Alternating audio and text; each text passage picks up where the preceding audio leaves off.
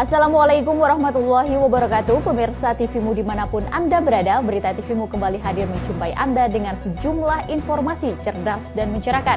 Di antaranya, sidang lanjutan tindak pidana korupsi mantan bendahara Partai Demokrat Nazarudin, kontroversi kapsul impian Joko Widodo, dan pimpinan pusat Muhammadiyah terima kunjungan dari DPP Partai Keadilan Sejahtera.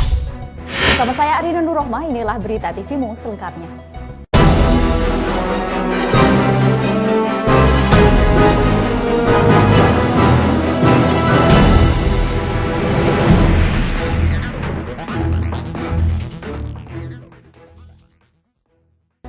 Mengawali berita pertama, pemirsa, sidang lanjutan kasus tindak pidana dan gratifikasi yang melibatkan mantan bendahara umum Partai Demokrat Nazarudin Rabu siang kembali digelar di Pengadilan Tindak Pidana Korupsi Tipikor Jakarta.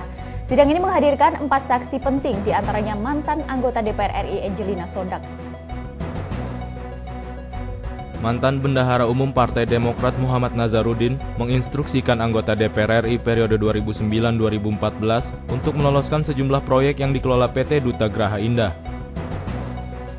Salah satunya, Angelina Sondak yang saat itu menjabat sebagai anggota Komisi 10 DPR RI. Dalam sidang lanjutan ini, Angelina Sondak dihadirkan karena dianggap mengetahuinya. Meski begitu, saksi penting Angelina Sondak ini memberi kesaksiannya dalam sidang lanjutan kasus tindak pidana korupsi dan gratifikasi dengan terdakwa mantan Bendahara Umum Partai Demokrat Muhammad Nazarudin.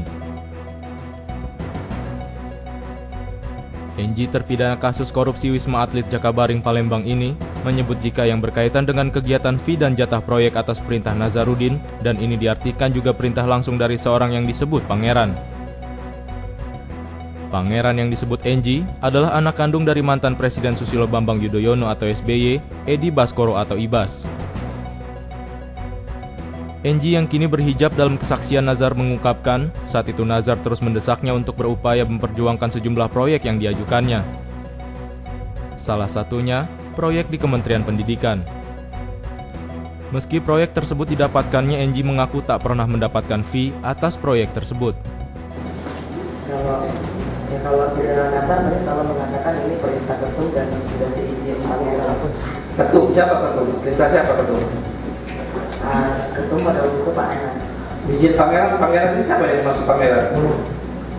Ya, Pak Nazar tahu Pangeran siapa. Siapa Pangeran? Kalau Pangeran, saya mengetahuinya juga dari Pak Nazar. Ya siapa? Pangeran itu Ibas. Ibas. Edi Baskoro maksudnya.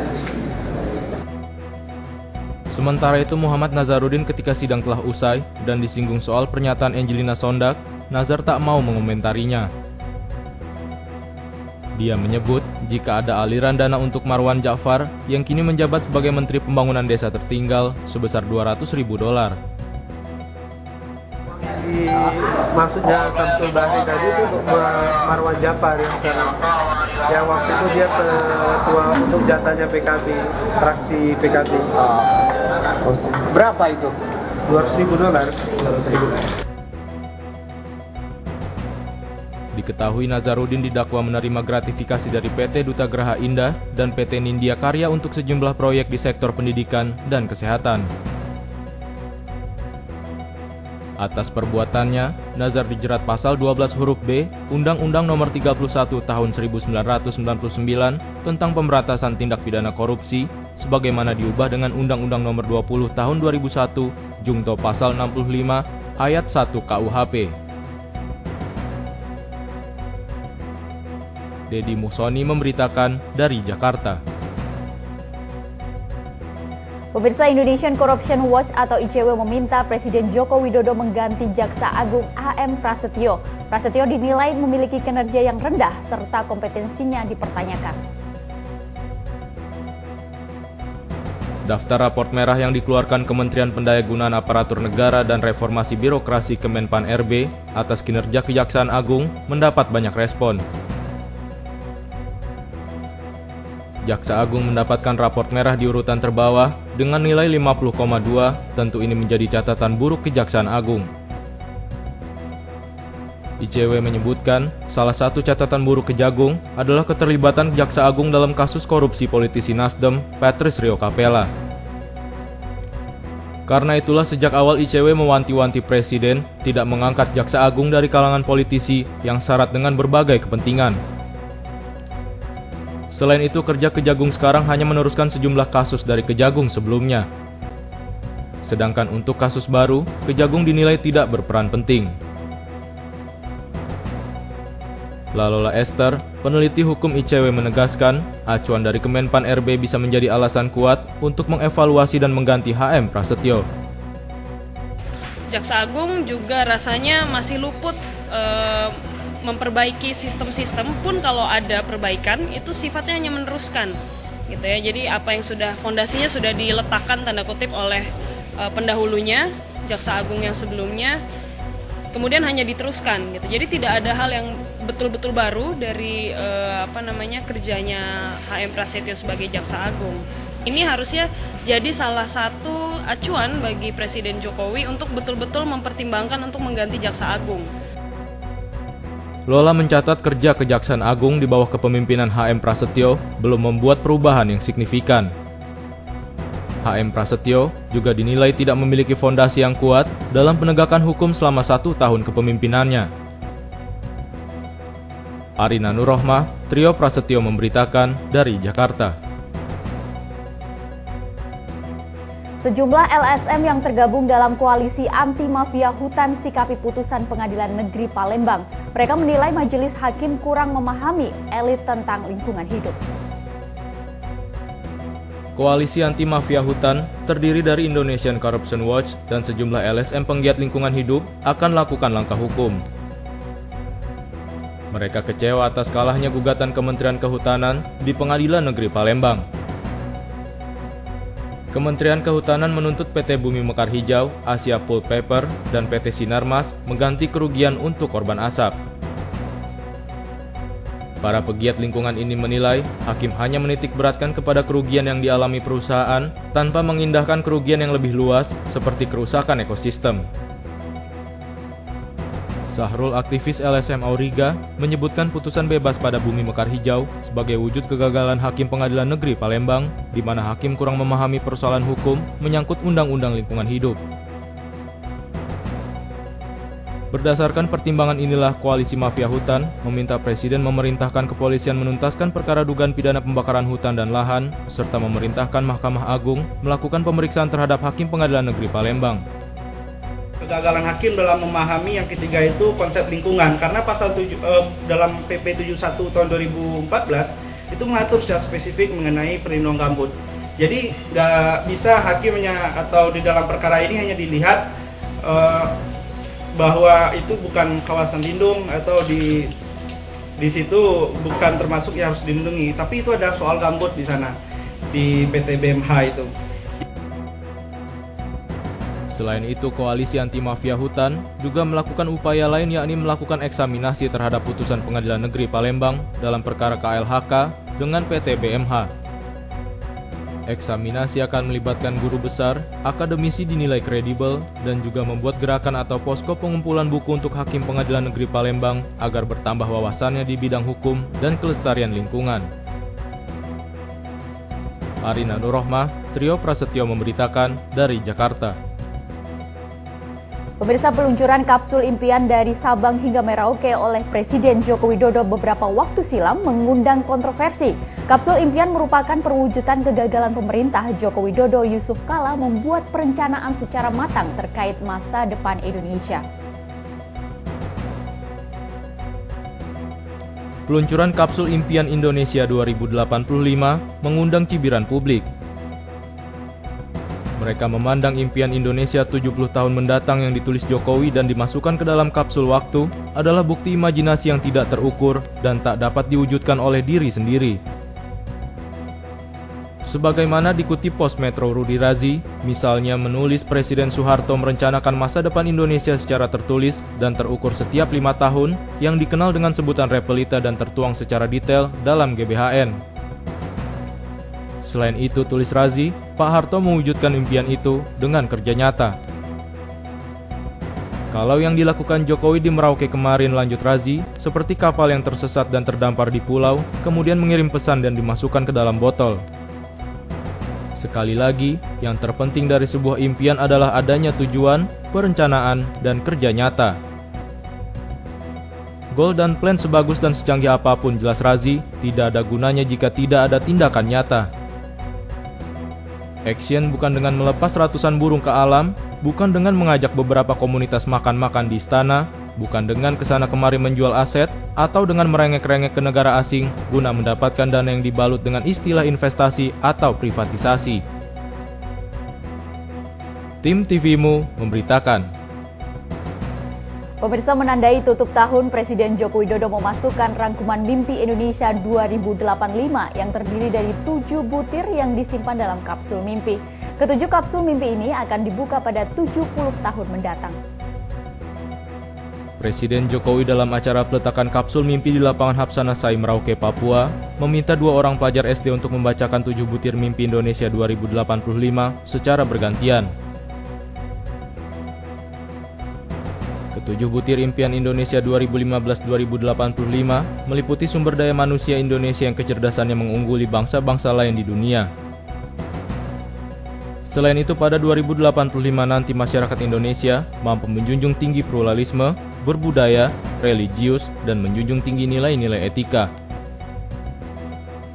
Selanjutnya, 70 tahun mendatang Indonesia menjadi pusat pendidikan, teknologi, dan peradaban dunia. Serta masyarakat dan aparatur pemerintah Indonesia bersih dari perilaku korupsi. Mimpi lainnya adalah terbangunnya infrastruktur yang merata di seluruh Indonesia. Sekaligus Indonesia mewujud menjadi negara yang mandiri dan negara yang paling berpengaruh di Asia Pasifik, sehingga pantas jika pada 2085 nanti Indonesia menjadi barometer pertumbuhan ekonomi dunia. Dalam kesempatan ini, Presiden Jokowi mengajak semua pihak mewujudkan mimpi dan harapan anak-anak bangsa dengan penuh keyakinan pasti dapat terwujud. Jokowi juga menyebutkan Indonesia adalah medan untuk mewujudkan berbagai mimpi. Hadir pada acara ini Ibu Negara Iriana Joko Widodo, Menteri PUPR Basuki Hadi Mulyono, Panglima TNI Jenderal Gatot Nurmantio, Gubernur Papua Lukas NMB, dan Bupati Merauke terpilih Fredericus Gebze. Presiden menyebutkan gerakan 70 tahun Indonesia Merdeka yang dicanangkan di Sabang dan berakhir di Merauke telah menghimpun berbagai mimpi dan harapan untuk 70 tahun ke depan. Tim TVMU memberitakan. Pemirsa, informasi menarik lainnya akan kami hadirkan setelah jeda berikut ini. Tetaplah bersama kami dalam Berita TVMU.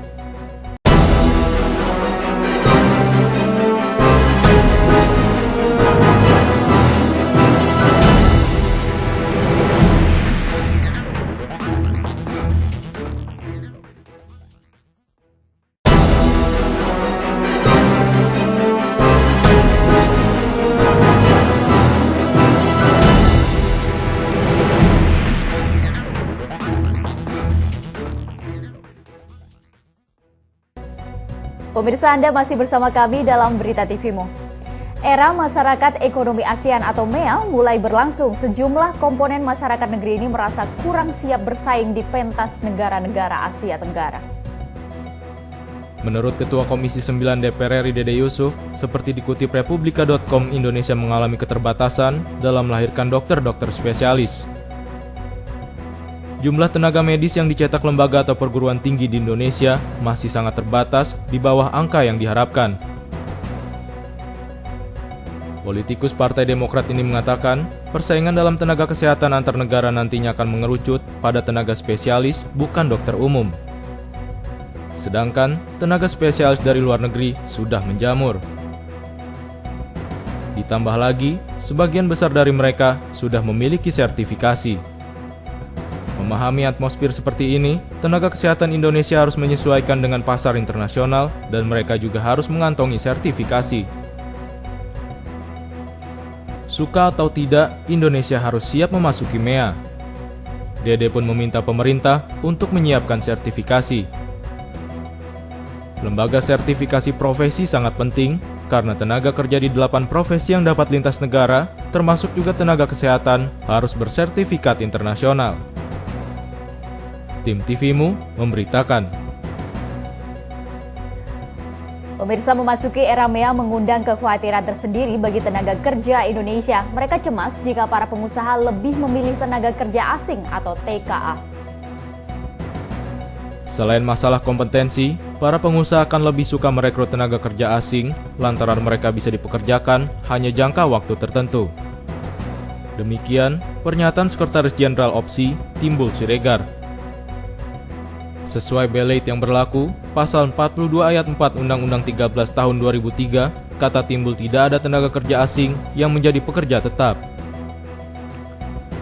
Sehingga jika dilakukan pemutusan hubungan kerja, maka mereka tidak akan memperselisihkannya ke Pengadilan Hubungan Industri dan Mahkamah Agung.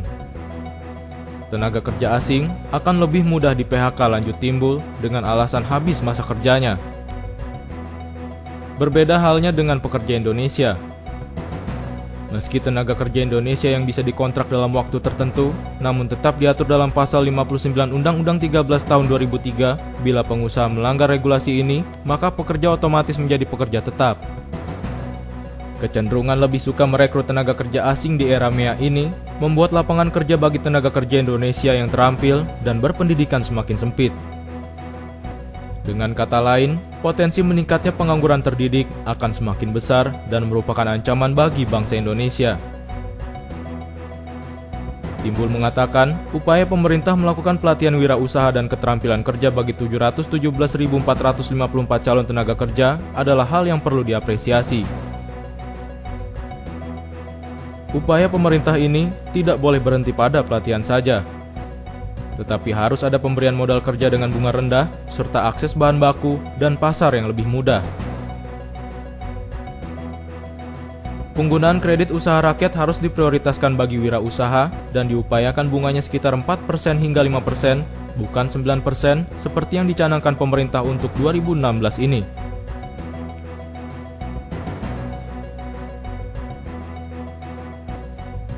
Tim TVMU memberitakan.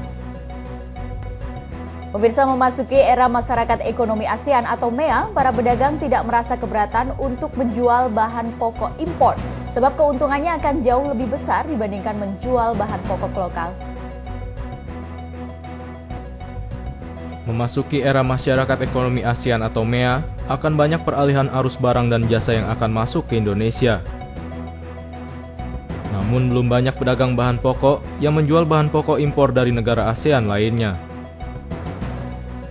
Rahmat selaku penjual bahan pokok mengatakan sebelumnya tokonya sempat menjual beras impor dari Thailand, namun sejak pemerintah melarang penjualan beras impor, semua bahan sembako yang dijualnya berasal dari lokal.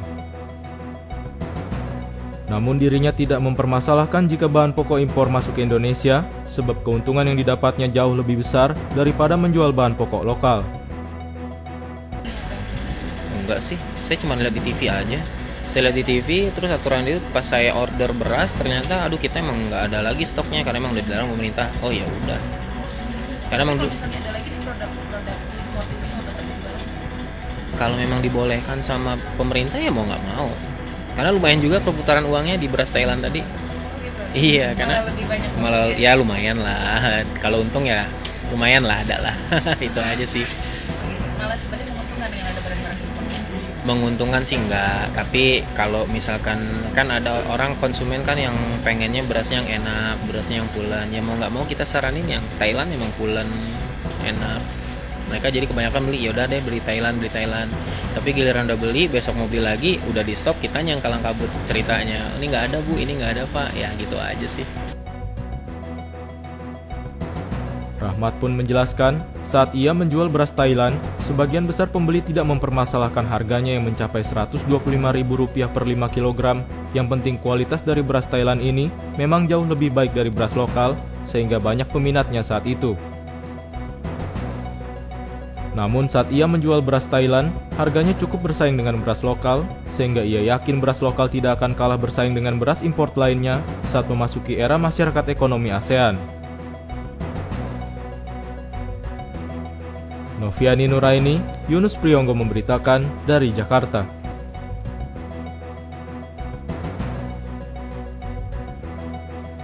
Pemirsa, Asosiasi Petani Mengolah Hortikultura menggelar masyarakat nasional sekaligus pameran hortikultura bagi para petani Indonesia. Perhelatan ini untuk mendukung kedaulatan pangan di tanah air.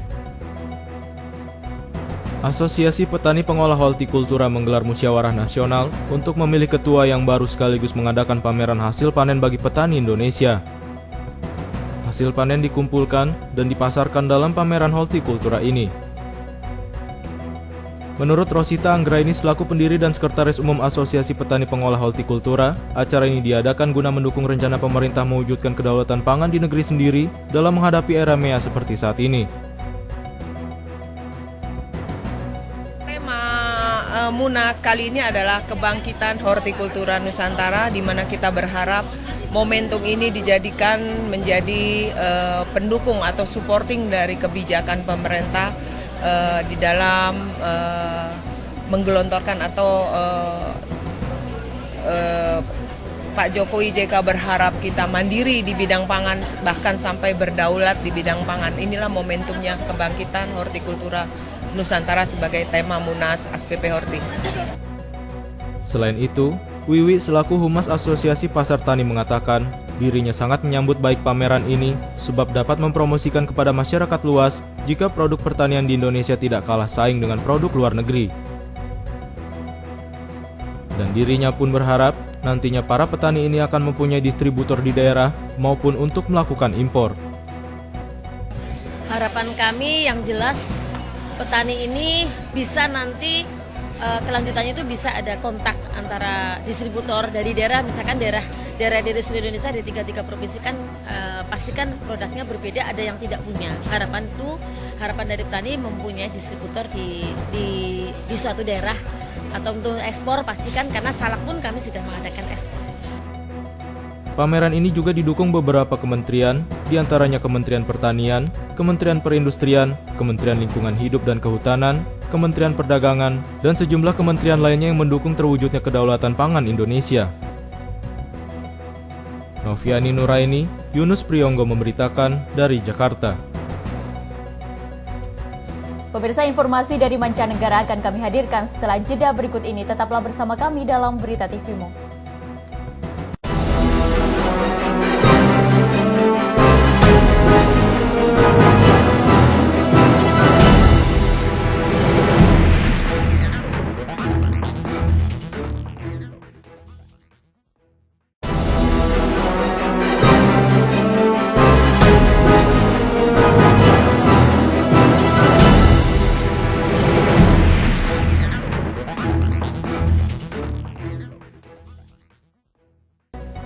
Pemirsa, terima kasih masih bersama kami. Pimpinan Pusat Muhammadiyah menerima kunjungan Dewan Pimpinan Pusat Partai Keadilan Sejahtera di Gedung Pimpinan Pusat Muhammadiyah Menteng, Jakarta. Kunjungan tersebut diterima langsung oleh Ketua Umum Pimpinan Pusat Muhammadiyah Haidar Nasir. Berikut informasinya. Jajaran Pimpinan Pusat Muhammadiyah menyambut hangat kedatangan sejumlah petinggi Partai Keadilan Sejahtera. Ketua Umum Pimpinan Pusat Haidar Nasir bersama jajaran ketua dan sekretaris memberikan sejumlah program untuk umat. Kedatangan sejumlah petinggi Partai Keadilan Sejahtera ini untuk bersilaturahmi juga meminta masukan Muhammadiyah menyoal berbagai isu, seperti masalah hukum, politik, kesenjangan sosial, hingga ekonomi dan ketahanan keluarga. Presiden Partai Keadilan Sejahtera Sohibul Iman mengatakan, Muhammadiyah sebagai kekuatan besar di masyarakat perlu didengarkan suara dan masukannya untuk program-program baik. Ini penting sebagai langkah PKS memperbaiki bangsa melalui DPR RI maupun partai dan pemerintahan. Ya, saya kira kan semua partai fungsinya adalah menyerap apa yang menjadi masukan dari masyarakat. Ya, Muhammadiyah salah satu elemen masyarakat. Ya, tentu akan kita terima masukan itu dan itu menjadi mekanisme biasa. Ini kami perjuangkan di DPR. Ya, jadi secara proses sih sebetulnya proses yang biasa-biasa saja. Cuman karena kita mengawali dengan sebuah pertemuan resmi, saya kira nanti tentu ada follow up yang juga relatif resmi seperti itu. Selain itu, Ketua Umum Pimpinan Pusat Muhammadiyah Haidar Nasir menghimbau semua kekuatan politik seharusnya berada di jalur yang benar dan lurus untuk menjadi pilar strategis yang memihak rakyat serta cita-cita kebangsaan. Haidar juga apresiasi PKS mau dan memperbaiki partainya untuk kebaikan umat. Berada di jalurnya yang benar, jalurnya yang lurus untuk menjadi pilar strategis membangun bangsa lewat kebijakan-kebijakan politik yang memihak rakyat, yang menegakkan cita-cita kebangsaan, sekaligus juga menjamin dan memastikan Indonesia ke depan itu berada di garis yang benar. Haidar Nasir meminta PKS untuk optimis dan segera bangkit dari keterpurukan permasalahan yang lalu.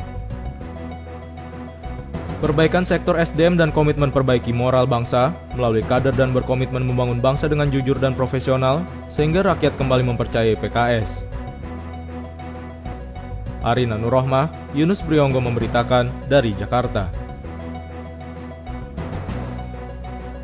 Pemirsa, Tapak Suci Putra Muhammadiyah Unit 3 Universitas Muhammadiyah Surakarta menggelar turnamen pencaksilat Tapak Suci antar SMP se-Jawa Tengah. Perhelatan ini digelar 4 hingga 7 Januari 2016. Acara turnamen yang dilaksanakan tiap 2 tahun sekali ini diikuti 417 peserta turnamen dari 20 kota se-Jawa Tengah. Berbeda dari penyelenggaraan sebelumnya, peserta yang mendaftar hanya 360 orang. Banyaknya peserta ini menunjukkan antusiasme pada turnamen pencaksilat Tapak Suci di Jawa Tengah sangat besar.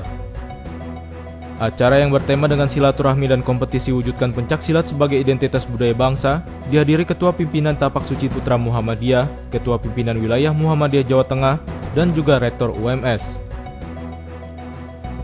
Peresmian acara ditandai dengan pemukulan gong oleh Pimpinan Wilayah Muhammadiyah Jawa Tengah, Fatah Santoso. Dalam rangkaian acara pembukaan turnamen antar SMP dan SMA se-Jawa Tengah, penganugerahan gelar pendekar kehormatan juga diberikan kepada Rektor UMS Bambang Setiaji dan Ketua Pimpinan Pusat Muhammadiyah Dahlan Rais. Penganugerahan ini diberikan karena dukungan yang telah mereka berikan tiap tahunnya terhadap turnamen pencaksilat Tapak Suci se-Jawa Tengah ini.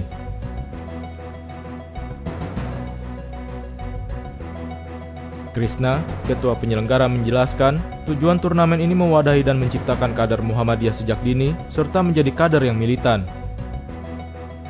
Memang untuk tujuannya kita mencari yang pertama yaitu sebagai wujud perkaderan kita di Muhammadiyah. Itu kan kini SMP dan SMA, itu kan masa-masa kemasan mereka untuk mereka menjadi perkaderan, menjadi kader-kader Muhammadiyah ini, yang mana kita mewadahi dari turnamen ini. Jadi untuk mewadahi Pimda-Pimda ini untuk berkompetisi untuk menjadi kader-kader yang militan gitu. Pembukaan ini juga dimeriahkan dengan penampilan tari saman, penampilan musik angklung, dan juga permainan juru senjata. Dari penampilan ini menunjukkan budaya asli yang dimiliki Indonesia harus dijaga. Dan terlebih lagi, budaya silat yang hanya dimiliki Indonesia harus dipelihara kelestariannya agar tidak jatuh ke tangan negara asing. Ilham Yusuf memberitakan dari Solo, Jawa Tengah. Pemirsa, penyebab tragedi Mina di bulan September tahun lalu yang menelan lebih dari 2.000 korban jiwa secara keseluruhan tertangkap oleh kamera dari tempat tinggi di depan gerbang di mana tragedi tersebut terpicu.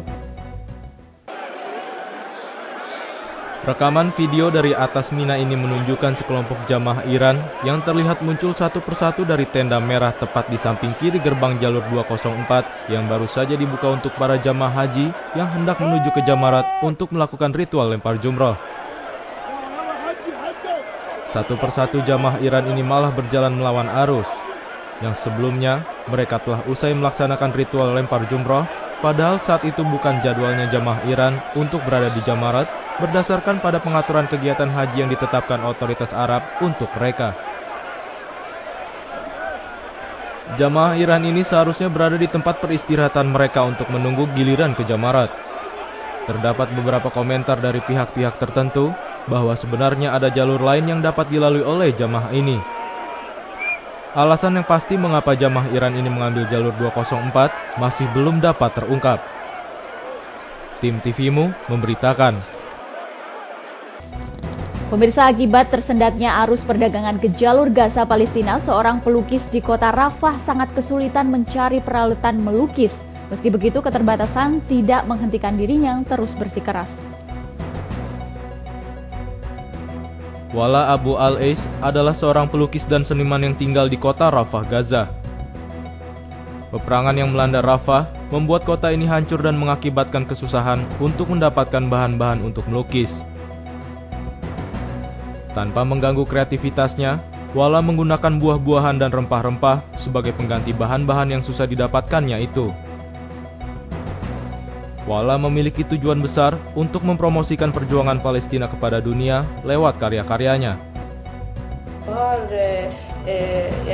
استبدل عن الالوان العاديه لانها نوعا ما تكلفتها عاليه ونوعا ما فيش يعني الحصار منع كثير شغلات تفوت ادوات رسم وانه يعني نادر وجودها فانا استبدلتها بالبهار انه مش حاجه انه مش هتفوت ادوات رسم انا حاجه لا انا هكمل باي شيء موجود. Tim TVMU memberitakan. Pemirsa, informasi tadi menutup jumpa kita kali ini. Saya Arina Nurrohma beserta kru yang bertugas mengucapkan pamit undur diri dari hadapan Anda. Salam pencerahan dan wassalamualaikum warahmatullahi wabarakatuh. Sampai jumpa.